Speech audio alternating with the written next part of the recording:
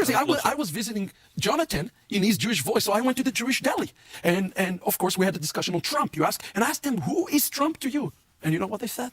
Trump is our new Messiah, actually. They want to believe that Trump is the Messiah. What I think is happening here is God using Donald Trump to hasten the coming of the Lord. This is really what is happening here. And we need to be serious, stay tuned, because he's lining up with Israel right now in a major way. He has taken a figure, Trump, right? And he's allowed him to be, right, a messianic figure. As I mentioned, is the Mashiach of Edom. It's a messianic figure, you see, and true to the whatever, you know, the description, he's been doing incredible stuff for the Jewish people. Really incredible stuff. In Isaiah chapter 63, the day of the great and terrible day of the Lord, it says that the Lord will come out from a place called Edom and he will crush Edom. Now, I'm just a broadcaster here, okay? In Jewish understanding, Edom is really talking about the Christianity, okay? Christianity is called Edom. Christianity is Edom. Auch der mittlerweile verstorbene Whistleblower Bill Cooper hat bereits in den 90er Jahren die derzeitige Agenda in Israel enthüllt. Wie wir also sehen, folgt alles, was wir erleben, einem religiösen Skript. What role in the Middle East again does Israel play in this? Israel was created as the instrument to bring about the Battle of Armageddon and the fulfillment of prophecy, a war that would be so terrible, where nuclear weapons would be used, so that the American citizens and the other people in the world would get down on their knees and beg for no more war. And what is the answer to that? They're going to be told the only way we can guarantee no more war is if we destroy the sovereignty of nations and we come together as one humanity in a one world government. Right.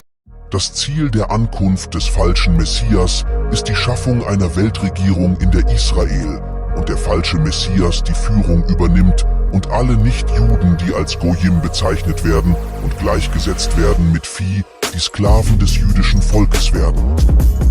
The plan is to create an apocalypse that will exhaust and depopulate the masses through deadly designer viruses, global terror, economic disasters, and nuclear war, when the remaining survivors will gladly embrace the promises of a handsome, charismatic new leader who will unveil his plan of hope for eternal world peace.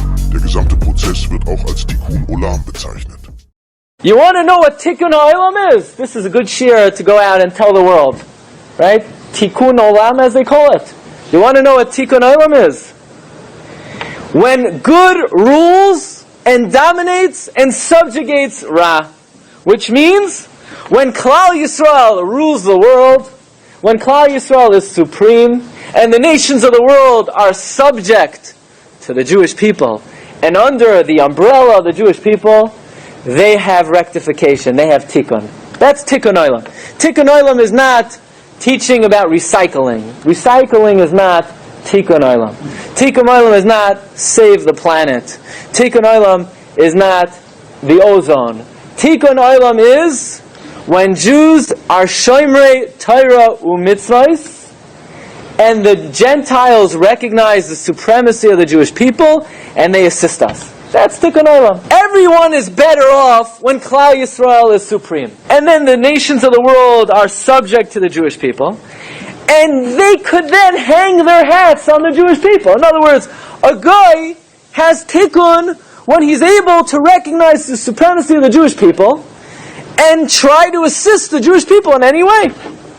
So therefore, the Jewish people are elevated, and the nations of the world are elevated. It's good for everyone. It's good for the Jews. It's good for the non-Jews.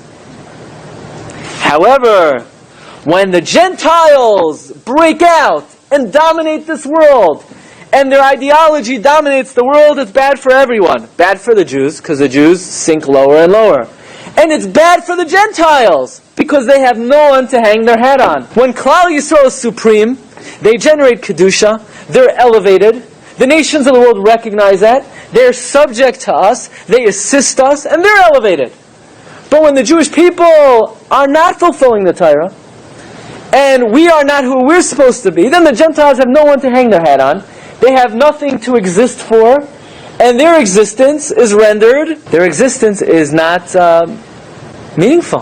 Their existence is for the betterment of the Jewish people. The state of Israel in which you have just arrived is a successful, innovative nation which contributes to TIKKUN OLAM, healing the world, through science and medicine, water and food technology, climate innovation, and so much more. Asking what's going to be with the Goyim when Mashiach comes. Will they be destroyed and annihilated? Who cares? Someone asked, who cares? Okay.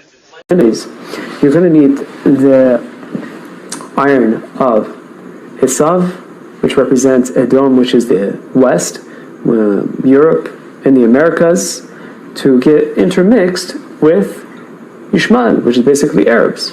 The idea of having these refugees come into Europe, it's no longer a matter of whether it's right or wrong.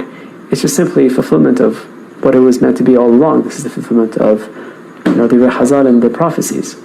This has to happen, and this is just another sign that we are nearing, the completion of this tikkun of the entire world.